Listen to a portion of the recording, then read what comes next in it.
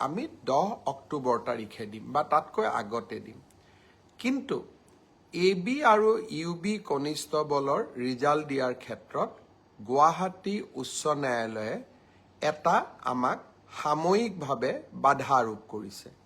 আমি আশা কৰোঁ সেই বাধা আৰোপ অতিক্ৰম কৰি অৰ্থাৎ উচ্চ ন্যায়ালয়ক সন্তুষ্ট কৰি আমি এই মাহৰ ভিতৰতে পুলিচৰো AB আৰু UB কনিষ্টবলৰ ৰিজাল্ট ঘোষণা কৰিব পাৰিম। এই গোটেই ৰিজাল্টৰ ফলাফলৰ লিষ্টখন দেখিলে আপোনালোকে ইতিমধ্যে গম পাইছে যে আমি 20 অক্টোবৰলৈকে যাবলগীয়া হৈছে। কিন্তু মই প্ৰতিশ্ৰুতি দিছিলোঁ যে অক্টোবৰ মাহৰ ভিতৰতে 10 অক্টোবৰত আপোনালোকক নিযুক্তি পত্ৰ দিম।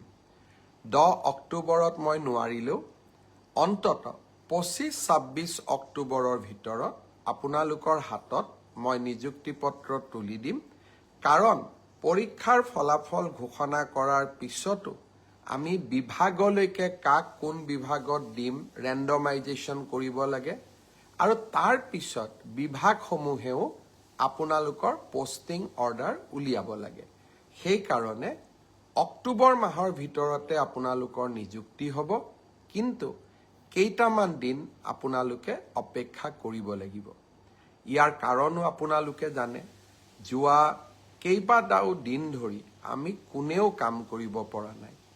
জুবিনৰ মৃত্যু বা জুবিনৰ দুৰ্ঘটনাৰ পিছত বা বহুতে কোৱাৰ দৰে হত্যাৰ পিছত যি ধৰণে আমি নকওঁ কিয় আমাৰ মনবোৰ বিষাদেৰে ভৰি পৰি আছিল, কাম কৰিব পৰা কোনেও নাছিল।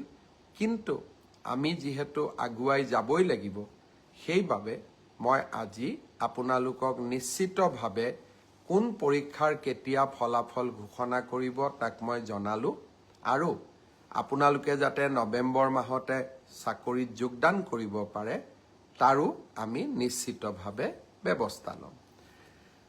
বন্ধু বান্ধৱীসকল, শ্ৰদ্ধাৰ ৰাইজ, আৰু কেইটামান কথা মই আপোনালোকক